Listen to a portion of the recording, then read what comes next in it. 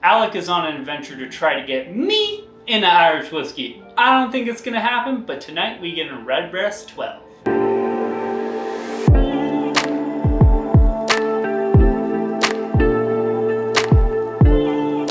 Welcome back to Tipsy Whiskey Shenanigans. I'm Steven. I'm Alec. And today we run a review of RedBreast 12. Yes, that is right. Before we get into that though, please do us a favor, like and subscribe this video, and we will keep bringing them to you as long as they don't kick us off the internet. Anyway, we're getting into RedBreast 12.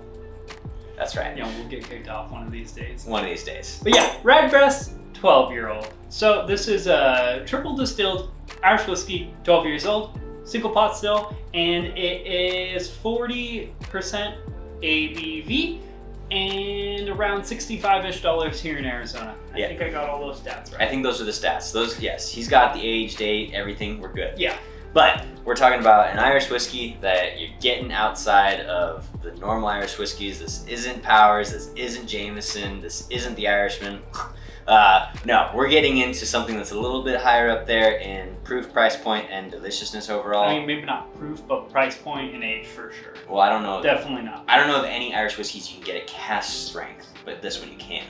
Yeah, that's true. You can't get this at cask strength. This is not the cask strength. This is still the 40 ABV one, but there is a cask strength version for a little bit extra dinero. But again, this is only the 40% one. That being said, it is still age stated, which means it's significantly older than most Irish whiskeys I've ever had. Yes, so it's going to be interesting, it's going to be fun, and hopefully by the end of it, Steve rates it better than a C. Let's get on the nose. That's actually very true though. I've never given an Irish whiskey more than a C. And it's Irish. It is Irish. You could definitely tell. Like this is, it's, you know how we jump into a different realm when we go into Scotch and bourbon and rye. Like, all that stuff. This is a whole nother category that I just don't know enough about because I don't like spending significant amounts of money on something that's like light. Right. But I also think that when it comes to Irish whiskey, you're looking at like a very old kind of way of making whiskey. This kind of reminds me of the Nika coffee grain. I can kind of see that. Yeah, it's like, it's bready, like light, oaky. bready, fruity. It's got a little bit of vanilla in there. Yeah, like kind of, I would say more so like a caramely sweetness. Okay, yeah, more caramel. I would say a little bit of like a brown sugar, but it's very, very bready. Yes. But I think that's kind of one of the things I do appreciate about Irish whiskey is that it kind of has that like cinnamon bread, banana bread. You know, it's got that like fruity, bready taste or smell that is just a nice light kind of thing. It doesn't have to be complex. It can be simple.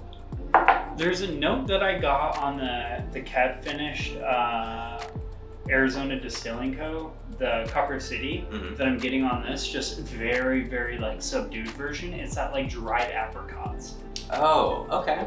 Like, but like you know like the rubbery dried ones that are like kind of leathery almost. Yeah. I can kind of see that. But this is very interesting. So obviously backstory, because we haven't done a lot of Irish whiskey. Alec's a big fan of Irish whiskey. I, on the other hand, am not, just because I think it's kind of boring.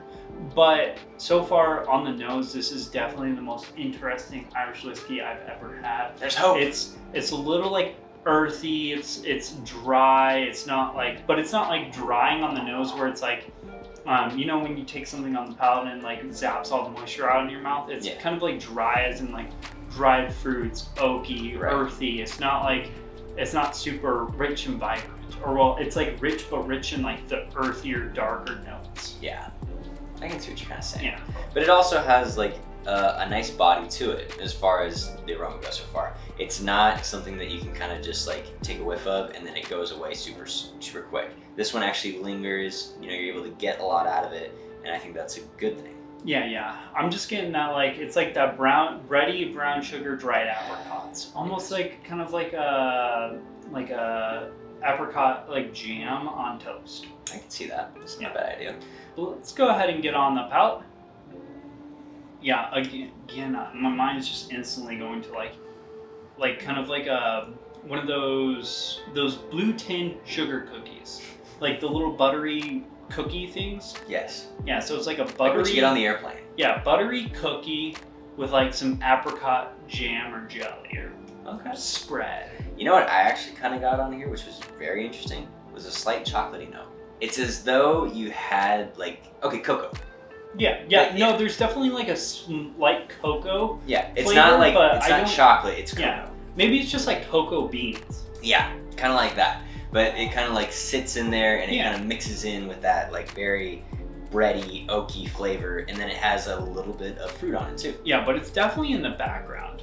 It's like if you took that buttery cookie, put some like apricot jam on it, and then you kind of like dusted a little bit of like cocoa dust on it, and just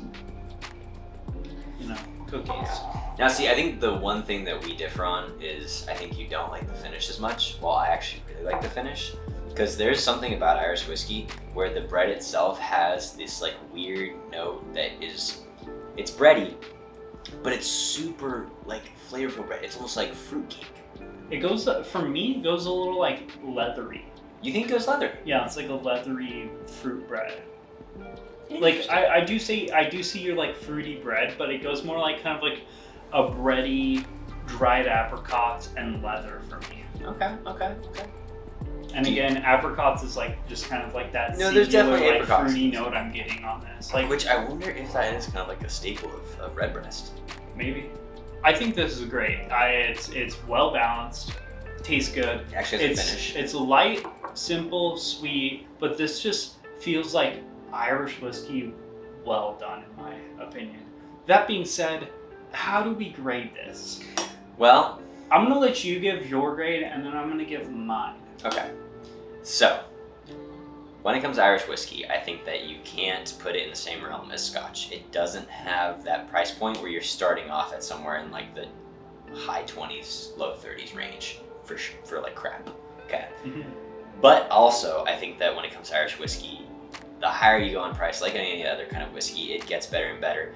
With this one, I think that it does a really good job, like you said, of keeping a consistent flavor profile that doesn't fall.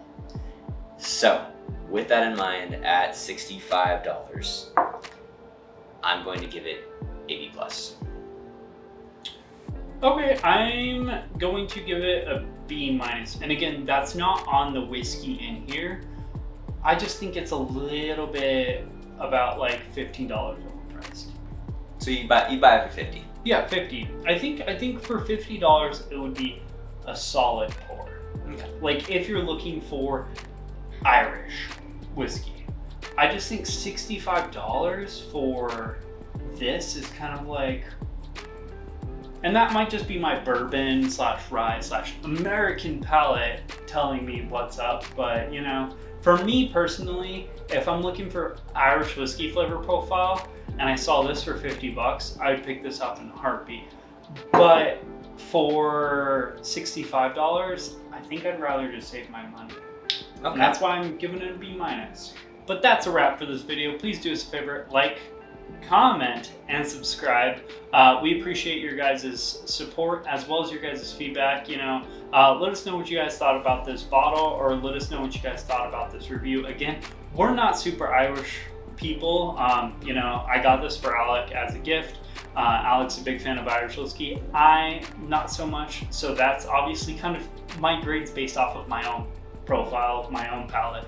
Everything in this whiskey realm is subjective, taste, flavor profile. That's why Alec gave it a B+, I gave it a B-. We as a whole give it a B. It is what it is. Yeah, that's fair. But please do us a favor and check us out on the Instagram and the Facebook as well. And again, we love comments. We want to learn. We want to bring you our knowledge. We want to be idiots. So in the meantime... Also, if you got an Irish whiskey that'll beat this, leave it in the comments. Oh, absolutely. Cheers, y'all. We'll see you later.